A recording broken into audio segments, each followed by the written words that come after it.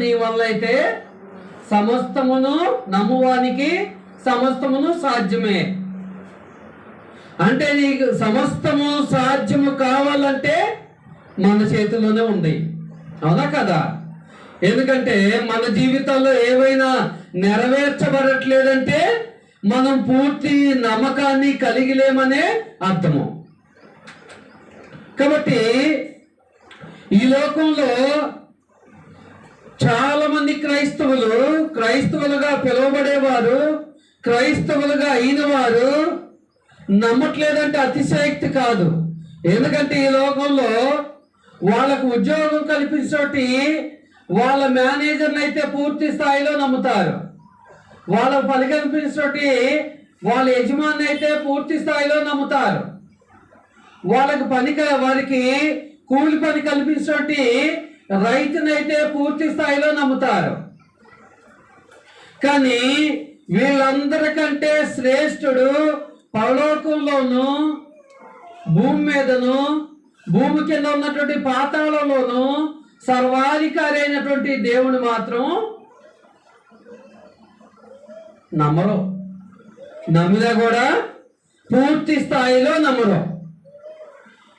ఇక్కడ వచ్చిన లోపం ఏందయ్యా, కలిగిన లోపం ఏందంటే వీళ్ళైతే మన కంటికి కనిపిస్తూ ఉంటారు కదా, వీళ్ళనైతే నమ్ముతూ ఉంటారు. ఏనైతే కంటికి కనిపించడని నమ్మరు. కానీ వీళ్ళందరినీ ఏర్పాటు చేసింది ఏననేది తెలియట్లేదు. కాబట్టి వీళ్ళు ఈ స్థాయిలో ఉండటానికి కారణం సర్వాధికారి అని తెలియట్లేదు మనకు. కాబట్టి ఈనాడు మనము క్రైస్తవులుగా మనుగడ సాగిస్తున్నప్పుడు మనము దేవుణ్ణి పూర్తి స్థాయిలో నమ్ముతున్నామా, నమ్మట్లేదా అనేది ఒకసారి ఆలోచన చేసుకోవాలి. మార్కు సువార్త 9వ అధ్యాయము 23వ వచనాన్ని గమనించండి. మార్కు సువార్త 9వ అధ్యాయము మత్తయి తర్వాత ఉంటుంది.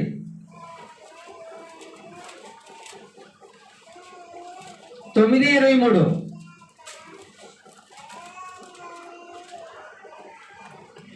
అందుకు యేసు నమ్ముట నీ వలనైతే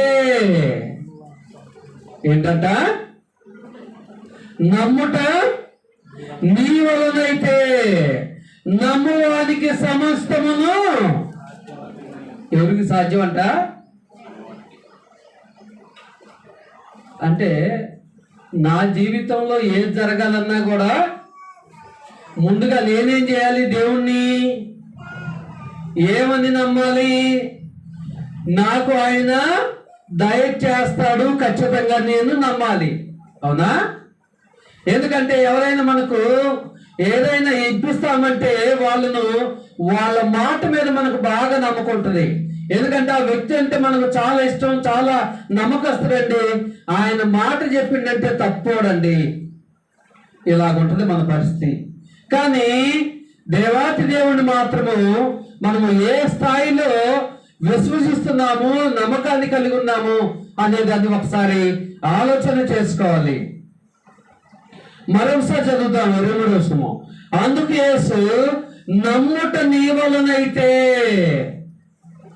నా ప్రశ్న ఒక ప్రశ్న ఇక్కడ, నమ్మటం కష్టమా, భారమా, అసాధ్యమా?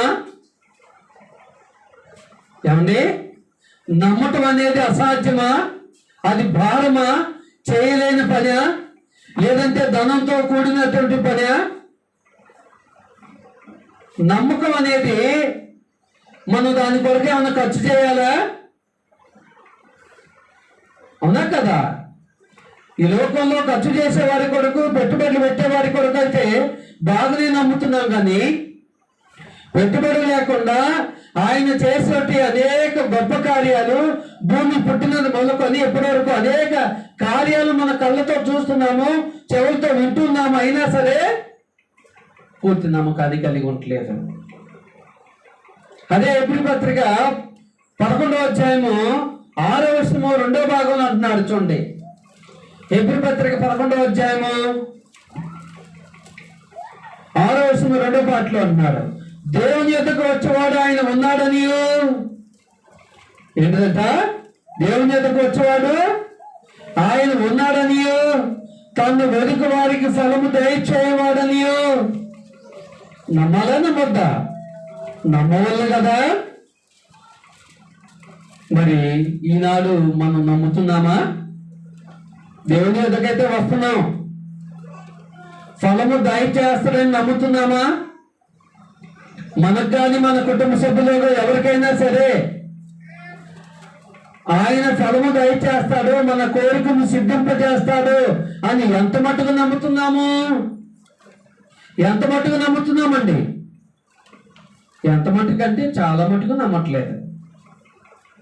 అందుకోసమే చాలా మంది క్రైస్తవులు అల్ప విశ్వాసులుగా ఉంటున్నారు. ఎలాగుంటున్నారు? అల్ప విశ్వాసులుగా ఉంటున్నారు. కీర్తన గ్రంథము 110వ అధ్యాయము, కీర్తన గ్రంథము 110వ అధ్యాయము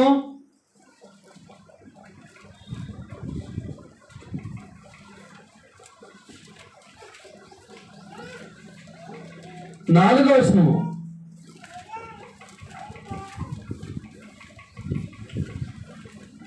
మెల్కీసెదెకు క్రమము చొప్పున నీవు నిరంతరము యాజకుడు అయిందని యెహోవా ప్రమాణము చేసి ఉన్నాడు.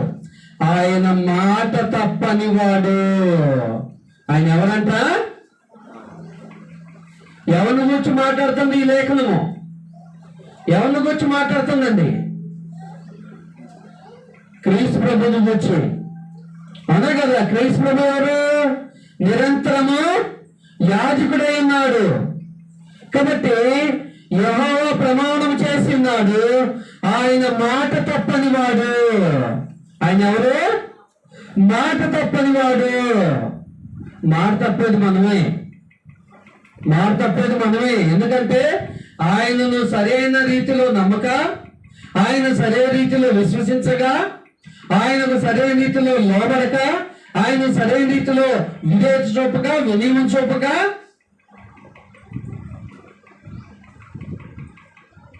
మాట తప్పేది మనమే. కానీ ఆయన ఎన్నటికి మాట తప్పని వాడు. ఎందుకంటే పరిశుద్ధ గ్రంథం ఆదికాండం మొదటి వచనం నుంచి మొదలుపెట్టుకుని ప్రకటన గ్రంథం చివరి వచనం వరకు కూడా ఆయన అనేకులకు వాగ్దానం చేశాడు. ఆ వాగ్దానాన్ని ఒక్కరి విషయంలో కూడా మాట తప్పలేదు. అవునా? కాబట్టి యెహోవా ఎవరు? మాట తప్పని వాడు. ఏం తప్పని వాడు? ఎందుకంటే భూమి పుట్టినది మొదలుకొని భూమి అంతమైపోయే వరకు ఎప్పుడు కూడా ఒక్క సందర్భం కూడా పరిశుద్ధ గ్రంథంలో ఆయన మాట తప్పేవాడు అనేది, తప్పినాడని ఎక్కడ కూడా మనకు లేఖన ఆధారాలు లేవు. ఇంకా మనం ఇదే కీర్తన గ్రంథము 132వ అధ్యాయము 12వ వచనాన్ని గమనిస్తే,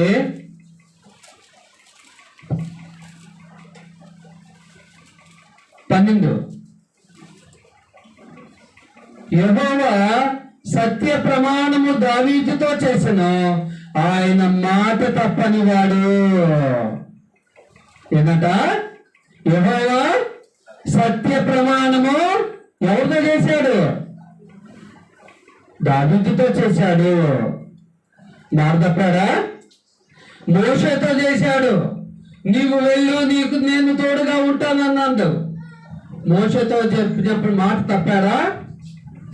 యెహోషువతో చెప్పాడు, నీకంటే ముందుగా ఉన్నట్టు మోషేకు ఎలాగైతే నేను తోడుగా ఉన్నానో నీకు కూడా అదే రీతిగా తోడుగా ఉంటాను, నువ్వు నడిపించి ఇశ్రాయేలు అన్నాడు. యెహోషువతో మాట తప్పాడా? సౌలుతో చెప్పాడు, ఇదిగో ఇశ్రాయేలును పరిపాలించుటకు నేను నీకు తోడుగా ఉన్నానన్నాడు. సౌలుతో మాట తప్పలేదు. దావీదుతో మాట తప్పలేదు. సొలొమోనుతో మాట తప్పలేదు. ఎందుకంటే ఆయన అడిగిన జ్ఞానాన్ని, జ్ఞానంతో పాటు సర్వ సంపదలను ఇచ్చాడు. అవునా కదా? ఈ రీతిగా మనము ఎంతకంటే శ్రేష్టమైన విషయం ఒకటి చెప్పనా, ఆయన మెస్సియాను పంపిస్తామన్నాడు ఇజ్రాయేల్ కొరకు. ఎవరిని? పాత నిబంధన అంతా కూడా మెస్సియా వస్త్రం అని చెప్పాడు. మాట తప్పాడా? తప్పలేదు. వచ్చి మిమ్మల్ని రక్షిస్తాడని చెప్పాడు. రక్షించి మీరు పరలోకం చేరినట్లుగా ఆయన పనిచేస్తాడని చెప్పాడు. ఇన్ని విషయాలు ఎక్కడ కూడా మాట తప్పలేదు. కాకపోతే అప్పుడున్న వారిలో వారి జీవితాల్లో గొప్ప కార్యాలు జరిగినాయి, ఆ వారి జీవితాల్లో గొప్ప అద్భుతాలు జరిగినాయి, సూచక్రియలు జరిగినాయి. ఇప్పుడు మన జీవితాల్లో మనం అనుకున్నవి ఎందుకు జరగట్లేదంటే వారికి మాదిరిగా మనం పూర్తి స్థాయిలో నమ్మట్లే. వారికి మాదిరిగా పూర్తి స్థాయిలో నమ్మట్లే. వారైతే పూర్తి స్థాయిలో నమ్మారు. ఒక సందర్భం చెప్పండి. చాలా సందర్భాలు ఉన్నాయి. ఎందుకంటే బలాఢ్యుడైనటువంటి ఆ యొక్క ఫరో ఎదుటకు, ఐగుప్తు రాజు ఎదుటకు సామాన్యుడైనటువంటి మోషే ఎదురెళ్ళాడు. అవునా? బలాఢ్యుడైనటువంటి గొలియాతు ఎదురుగా ఎటువంటి ఆయుధాలు లేకుండా దావీదు వెళ్ళాడు. అవునా? దావీదు కూడా సెక్యూరిటీ గార్డుని, బాడీ గార్డుని తీసుకొని వెళ్ళాడా? ఏమండి, నాకు కొంచెం భయంగా ఉంది, అక్కడ రండి అని. గొలియాతు వెనక సైన్యం ఉంది, మహా సైన్యం ఉంది. ఆయన ఒంటి మీదే కొన్ని కేజీల ఆ యొక్క ఇనుముంది, చేతిలో ఎన్నో ఆయుధాలు ఉన్నాయి.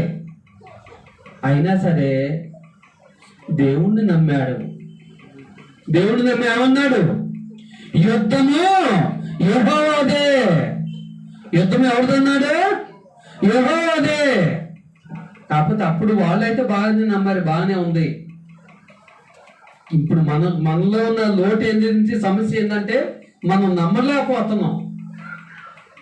ఏంటి నమ్మలేకపోతున్నాం.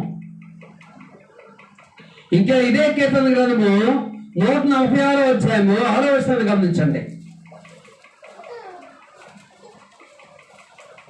146:6. ఆయన ఆకాశమును, భూమిని, సముద్రమును, దానిలోని సర్వమును సృజించిన వాడు. ఆయన ఎన్నడను, అర్థం కాదు, మళ్ళీ ఒకసారి చదవండి. ఆయన ఆకాశమును, భూమిని, సముద్రమును, దానిలోని సర్వమును సృజించిన వాడు. ఆయన ఎన్నడను. దావీదు అడిగాడా?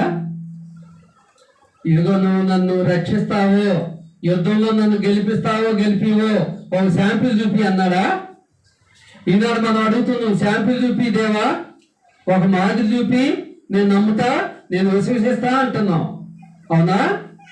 కానీ అలాంటి శాంపుల్ మోషే గాని, యెహోషువ గాని, దావీదు గాని ఎవరు అడగలే.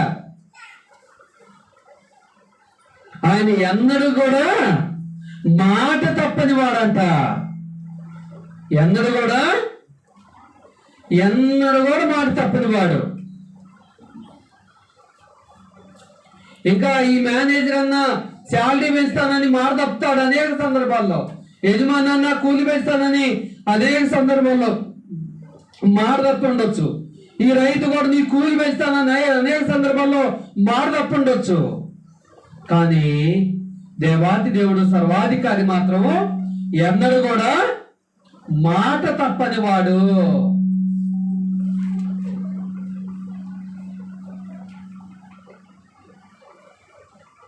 ఎందుకంటే మోషే గారి జీవితంలో చూసాం, యెహోషువ జీవితంలో చూసాం, ఆ తర్వాత సౌలు జీవితంలో చూసాం, దావీదు జీవితంలో చూసాం, సొలొమోను జీవితంలో చూసాం. ఇజ్రాయేలుకు వాగ్దానం ఇవ్వబడినటువంటి మెస్సియాను గురించి వాగ్దానం చూసాం. ఏ విషయంలో కూడా ఆయన మాట తప్పని వాడిగా ఉన్నాడు.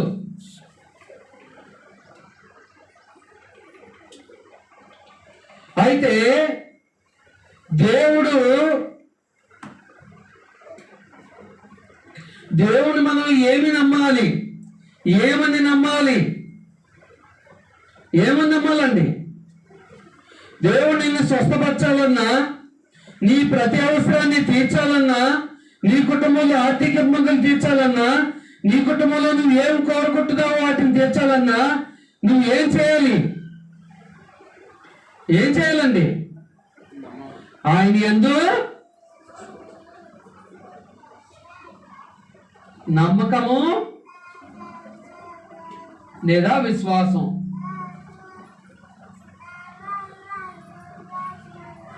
ఏంటిది? నమ్మకం విశ్వాసం ఉంచితే చాలు. నమ్మకం విశ్వాసం అంటే మందిరంలో ఉన్నప్పుడు నలుగురు ఎదుట చూపేది కాదండి. మందిరంలో ఉన్నప్పుడు నలుగురు ఎదుట చూపేది కాదు విశ్వాసం, నమ్మకం అనేది. ఎక్కడికి వెళ్ళినా కూడా నా దేవుడు నా వెనుక ఉన్నాడు, ఆయన నా ప్రతి అవసరాన్ని తీరుస్తాడు, ఆయన నా ప్రతిని తీరుస్తాడు, నా ప్రతి లోటును ఆయన పోడ్చగల సామర్థ్యుడు అని నమ్మాలి. ఎక్కడ పోయినా, లోకంలో పోయినప్పుడు మనకు కలిగినటువంటి బాధను బట్టి, వేదనను బట్టి లోకంలో ఉన్నవారు ఏందమ్మా ఇంకా నీ బాధ తీరలేదా అంటే, వాళ్ళు ఎదుట మన బాధ అంతా వెలబుచ్చుకుంటే, ఏందోనమ్మా ఇంకా తీరలేదంటే అంటే మనం దేవుని అవమానపరుస్తున్నట్టు. నా దేవుడు సమర్థుడు కాదు, ఇంకా ఆయన తీర్చలేదని. కానీ తగిన సమయంలో తగిన రీతిగా ఆయన మనకు దయచేస్తాడు. అవునా కదా? తగిన సమయంలో తగిన రీతిగా ఆయన మనకు దయచేస్తాడు. అంతేగాని అడ్వాన్స్గా నాకు అడ్వాన్స్ కావాలంటే అడ్వాన్స్ ఇచ్చేవాడు కాదు. ఎందుకంటే ముందు నువ్వు పూర్తిగా లోబడాలి. అర్థమవుతుందా? ముందు నువ్వు పూర్తిగా లోబడాలి. అబ్రహాం కూడా అడ్వాన్స్ గా కొద్దిగా ఆశీర్వాదం ఇయ్యా అన్నాడా? 8,000 మైళ్ళు 8,000 మైళ్ళు దూరం నడిచాడు ఆయన. అంటే ఇప్పుడు మన కిలోమీటర్లో చూసుకుంటే 16,000 కిలోమీటర్లు నడిచాడండి ఆయన. ఎన్ని కిలోమీటర్లు? 1 కిలోమీటర్ల 10, 20, 30, 16,000 కిలోమీటర్లు నడిచాడు. మధ్య మధ్యలో స్టాప్ వచ్చినప్పుడు ఆగి, అయ్యా ఇంకా ఏంది, ఇంకా నాకు ఇవ్వట్లేదు అనలా. ఆయన విశ్వాసాన్ని, ఆయన నమ్మకాన్ని చూసి దేవుడే ఆయనకు దయచేశాడు. దేవుడే ఆయనకు దయచేశాడు. కాబట్టి నమ్మిన వారికి ఉదాహరణ మనం గమనిస్తున్నట్లయితే,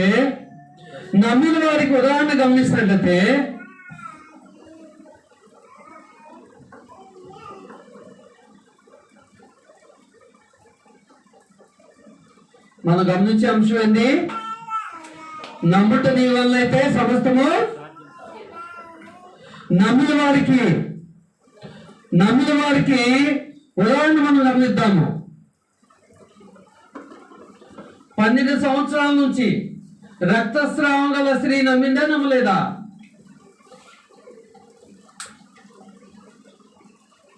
ఎన్ని సంవత్సరాల నుంచి? పరిశుద్ధ గ్రంథంలో ఉందా మాట? పరిశుద్ధ గ్రంథంలో ఉందా? లోకాసు సువార్త 8వ అధ్యాయానికి రండి. ఆ మాట ఉందో లేదో మనకు అర్థమవుతుంది. లోకాసు సువార్త 8వ అధ్యాయము.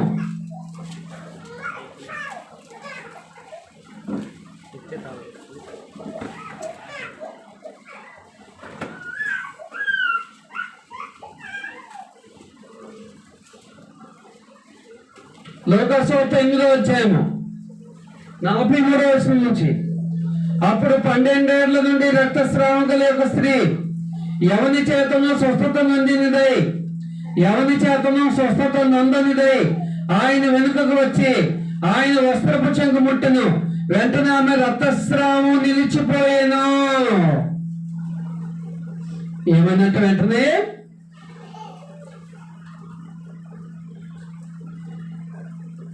45వ వచనంలో రండి. 47 నుంచి. తాను మరుగై ఉండలేదని ఆ స్త్రీ చూసి వణుకుచూ వచ్చి ఆయన ఎదుట సాగిలపడి తాను ఎందు నిమిత్తమో ఆయనను ముట్టను. వెంటనే తాను ఎలాగూ స్వస్థపడినో ఆ సంగతి ప్రజలందరి ఎదుట తెలియజెప్పును. అందుకు ఆయన కుమారి, నీ విశ్వాసము నిన్ను. ఎవరి విశ్వాసం అంట? ఎందుకంటే ఆమె అప్పటి వరకు ఎంతో ధనాన్ని ఖర్చు చేసుకుంది. ఆమె రోగం నిమిత్తము, ఆమె బాధ నిమిత్తము. ఈయన నన్ను స్వస్థపరుస్తాడు అని నమ్మింది. బయటికి తీసుకోండి. ఈయన నన్ను స్వస్థపరుస్తాడు అని నమ్మింది. అని నమ్మి వచ్చింది ఆయన వద్దకు. నమ్మి ఇంట్లో కూర్చోలే, నమ్మి ఏం చేసింది? ఆయన వద్దకు వచ్చింది. ఆయన వద్దకు వచ్చి ఆయన వస్త్రపు చెంగుని ముట్టింది. ఏం చేసింది? స్వస్థపరచబడిందా? స్వస్థపరచబడలేదా? బాగు చేయబడిందా? బాగు చేయబడలేదా? కాబట్టి ఆనాడు రక్తస్రావం గల స్త్రీ నమ్మినట్లు ఈనాడు మనం నమ్ముతున్నామా? అంత విశ్వాసం మనకుందా? ఇంకా మనం గమనిస్తే యాయీరు కుమార్తె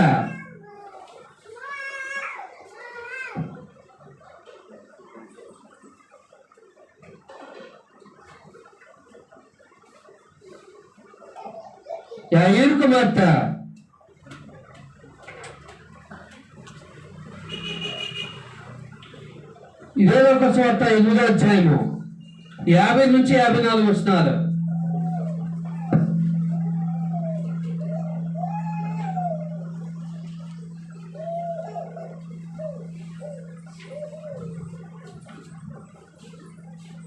యేసు ఆ మాట విని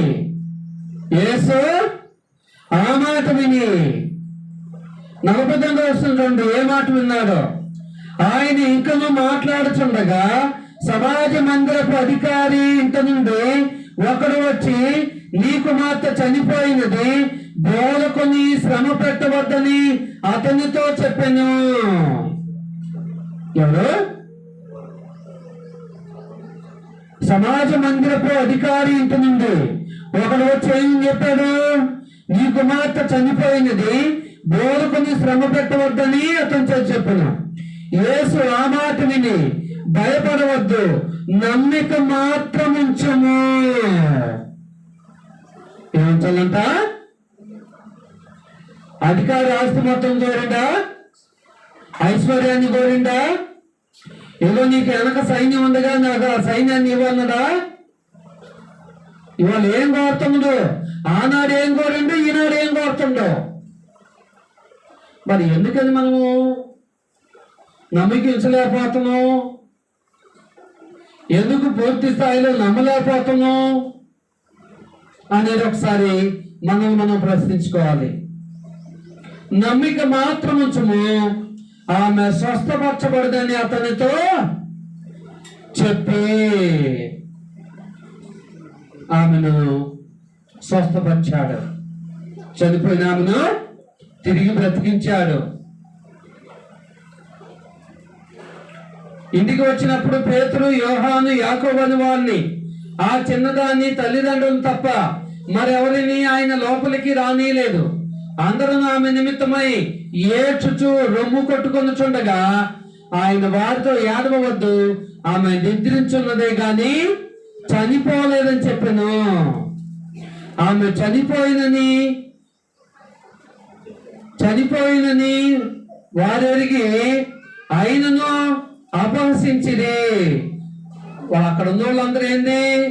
ఆమె చనిపోతే ఏనేంటి, చనిపోలేదు, నిద్రించున్నది అంటున్నాడు అని ఆయనను అపహసించారు.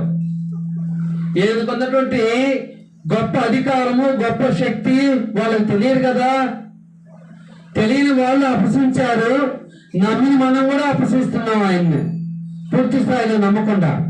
అయితే ఆయన ఆమె చెయ్యి పట్టుకొని చిన్నదానాలు ఏమని చెప్పగా ఆమె ప్రాణము తిరిగి వచ్చిన గనుక వెంటనే ఆమె లేచెను.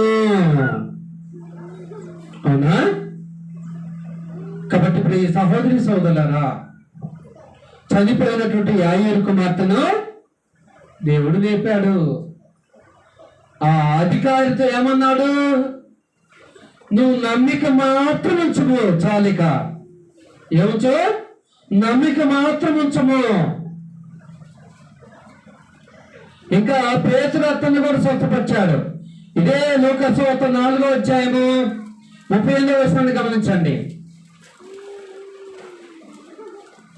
ఆయన సమాజ మందిరములో నుండి లేచి సీమోను ఇంటిలోనికి వెళ్ళను. సీమోను అత్త తీవ్రమైన జ్వరముతో పడి ఉండను గనుక ఆమె విషయమై ఆయన యొద్ద మనవి చేసుకున్నది.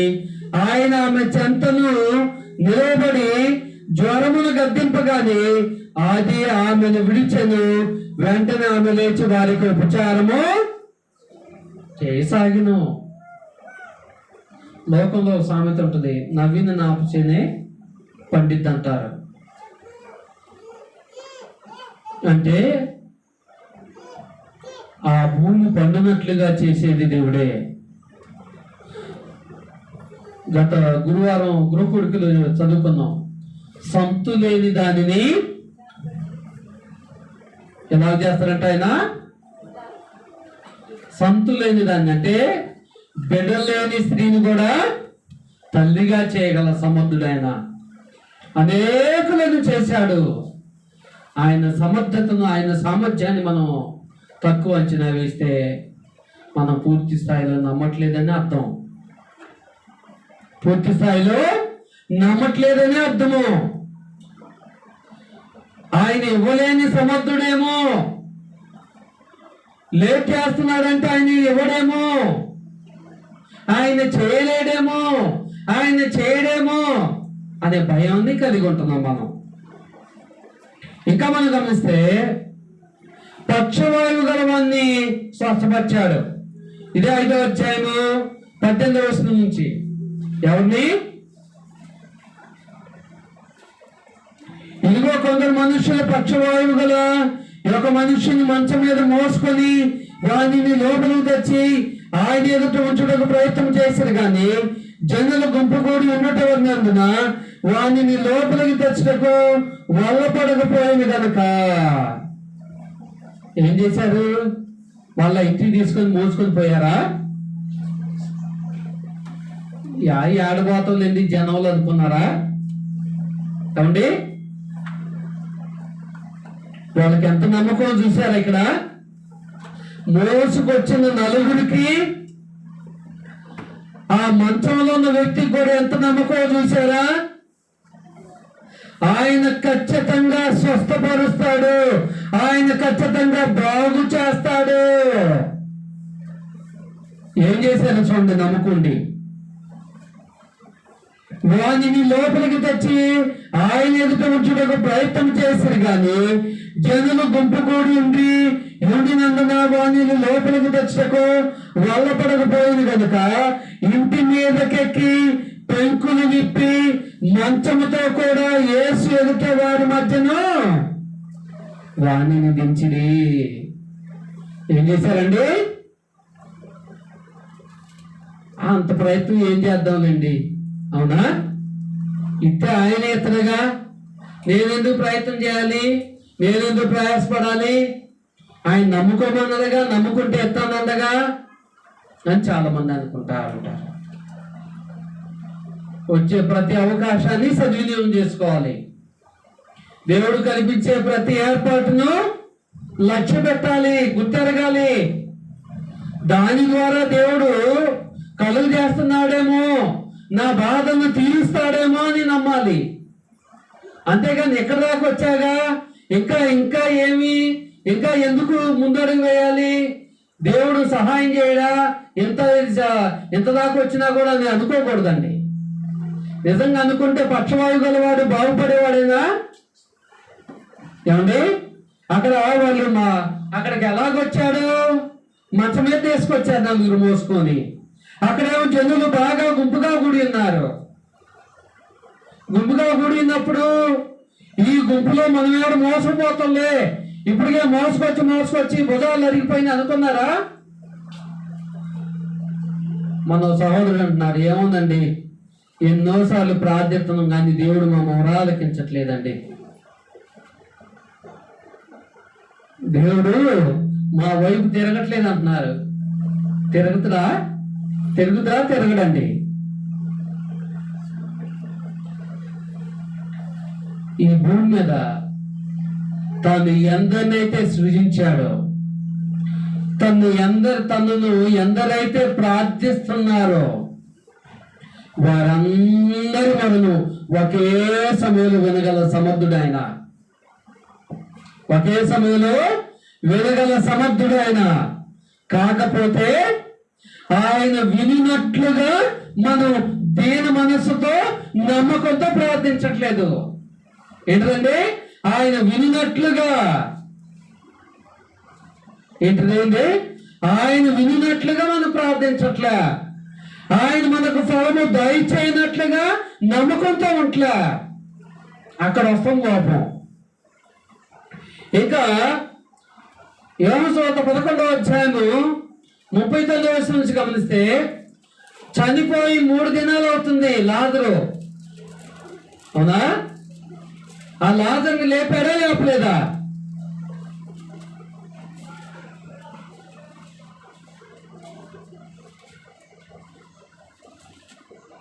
నాలుగు దినములైంది.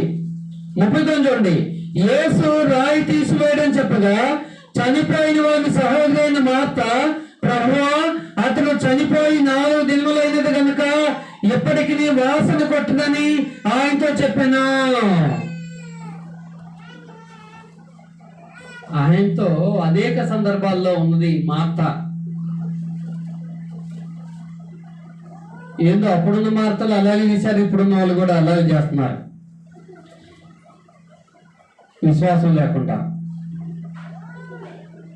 ఏమనండి, ఆయన ఎంత గొప్ప ఆశ్చర్య కార్యాలు చేస్తాడో ఆమెకు తెలిసి కూడా పూర్తి స్థాయిలో నమ్మకం ఉంచట్లే. ఏమనంటుందండి, అతడు చనిపోయి 4 దినములైంది కనుక ఇప్పటికి వాసన కొట్టునని ఆయనతో చెప్పను. అందుకు యేసు, నీవు నమ్మినేడలా ఏంటంట చూడండి, ఒక్కసారి ఆ మాట ఉందో లేదో. అందుకు యేసు 40వ వచనము, నీవు నమ్మినేడలా దేవుని మహిమ చూతువని నేను నీతో చెప్పలేదా అని ఆమెతో అనెను. ఏమన్నాడంట, నువ్వు సహోదరుని బాగు చెప్తే నీ ఆస్తి మొత్తం ఇవ్వాలందా? ఏమండి, ఏమడిగాడు? నీవు నమ్మినలా దేవుని మహిమ చూతువని నేను నీతో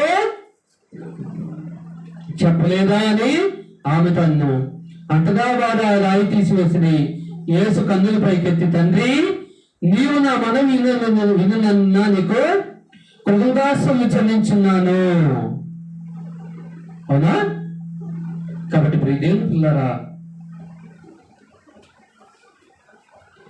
50 కుమార్తెను స్వస్థపరిచే విషయంలో జస్ట్ విశ్వాసం ఉంచుము, నమ్మిక ఉంచుమన్నాడు. ఆ తర్వాత పేతురు అతను బాగు చేశాడు.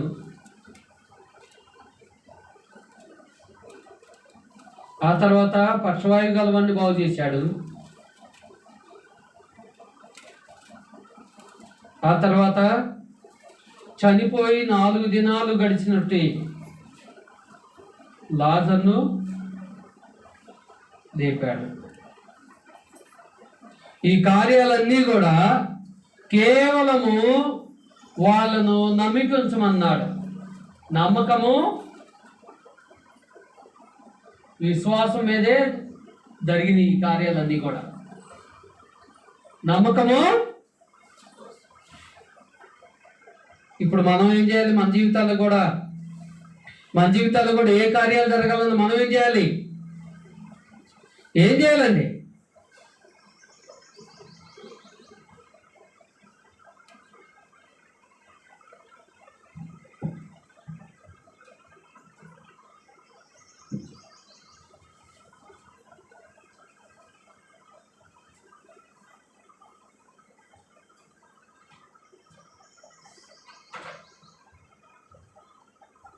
మనకు అనారోగ్యం ఉందా?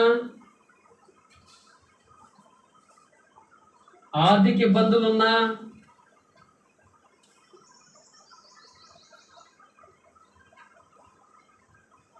కుటుంబ సమస్యలున్నా,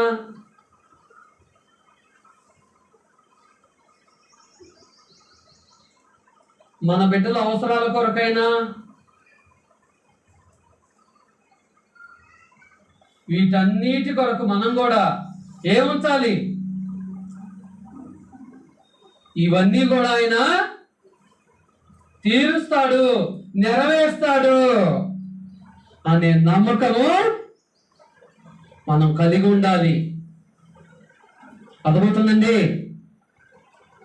ఏదైనా సరే, ఏ సమస్య అయినా సరే ఖచ్చితంగా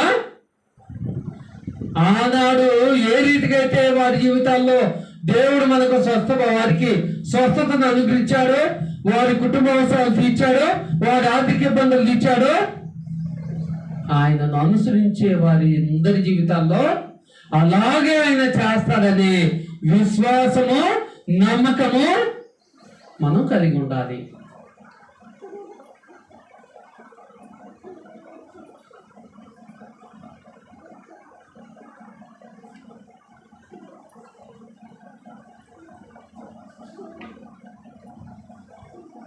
ఏదైనా సరే.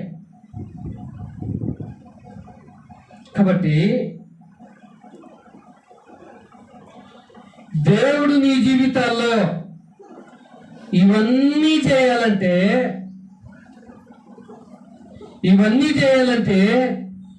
ఫస్ట్ నువ్వు చేయాల్సింది ఆయనందు విశ్వాసము, నమ్మకం ఉంచడం. ఆయనందు విశ్వాసం ఉంచడం, నమ్మకము, విశ్వాసము ఉంచి ఆయన చిత్తాన్ని పూర్తి స్థాయిలో జరిగించాలి.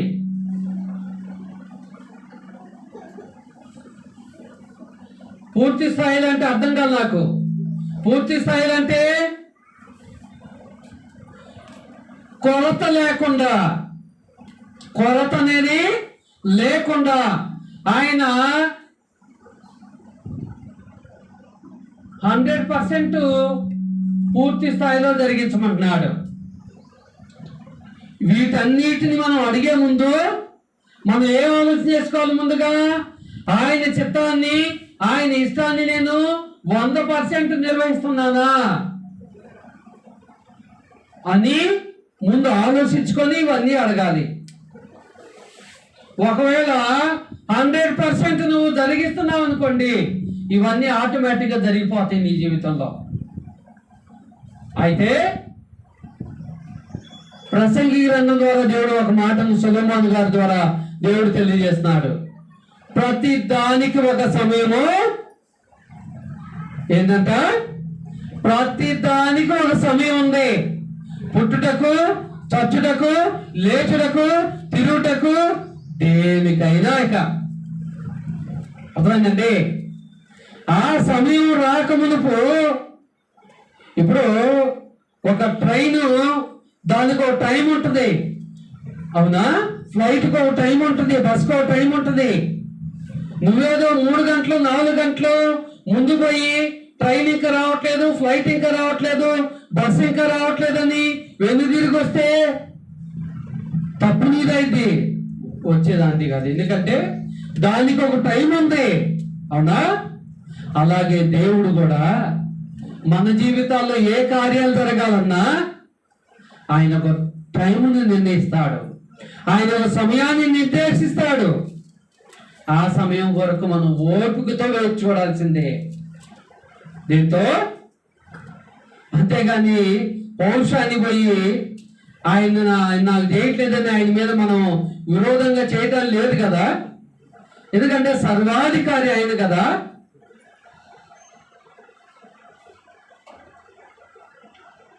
పదహారు 16,000 కిలోమీటర్ల దూరం ప్రయాణించినప్పుడు ఎన్ని నెలలు పట్టిందో, ఎన్ని సంవత్సరాలు పట్టిందో ఎవరికి తెలియదు.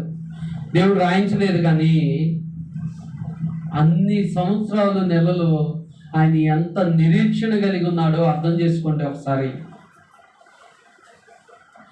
ఎంత చేసినా కూడా గర్భఫలం లేదాయా? అవునా?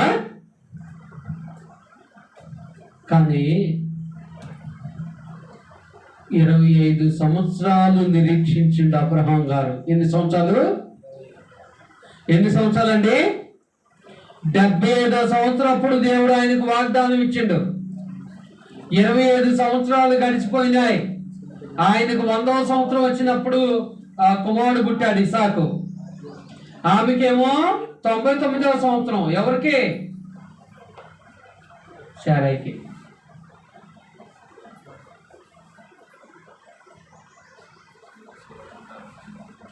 ఈనాడు మనమైతే 25 సంవత్సరాల నాకంత ఓపిక లేదంటున్నాం.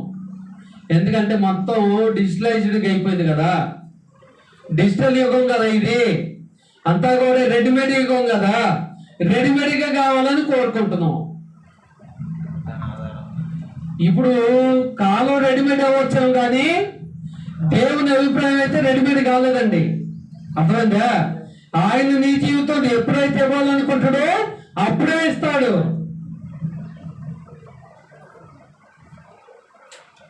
కాబట్టి మీ జీవితారా నమ్ముట నీ వల్ల అయితే నమ్ము ప్రతివానికి. ఎవరికంట? నమ్ము ప్రతివానికి. ఇక్కడ కులాలు, గోత్రాలు, వర్గాలు, వర్ణాలు ఏమీ భేదం లేదు ఆయన దగ్గర. అర్థమవుతుందా? కులాలు, గోత్రాలు, వర్గాలు, వర్ణాలు ఏ భేదం లేదు. ధనిక భేదం అనే భేదం కూడా లేదు. ఎరుపు నలుపు అనే భేదం కూడా లేదు. కాబట్టి ప్రియదేవులారా నమ్మాలి. 12 సంవత్సరాల నుంచి రక్తస్రావం గల స్త్రీని ఆయన స్వస్థపరిచాడు. యాయీరు కుమార్తెను, చనిపోయినటువంటి యాయీరు కుమార్తెను ఆయన స్వస్థపరిచాడు. పేతురత్తను స్వస్థపరిచాడు. పక్షవాయువు గలవాడిని స్వస్థపరిచాడు. చనిపోయి 4 దినాలైనటువంటి లాజరును స్వస్థపరిచాడు. వీళ్ళందరినీ స్వస్థపరిచేటప్పుడు ఆయన ఒక్కటి కోరిండు. నువ్వు నమ్మిక ఇస్తున్నావా? అందులో అంతేక నేను చేయగలనని నువ్వు నమ్మిక ఉంచుతున్నావా నన్ను అన్నాడక. రక్తస్రావం గల స్త్రీ నమ్మకించానని చెప్పింది. ఆయన చేత బాగుపడిన వాళ్ళందరూ కూడా మేము నమ్మకం ఇస్తున్నాము, నేను విశ్వసిస్తున్నామనే చెప్పారు. ఇప్పుడు మనం చెప్పలేకపోతున్నాం.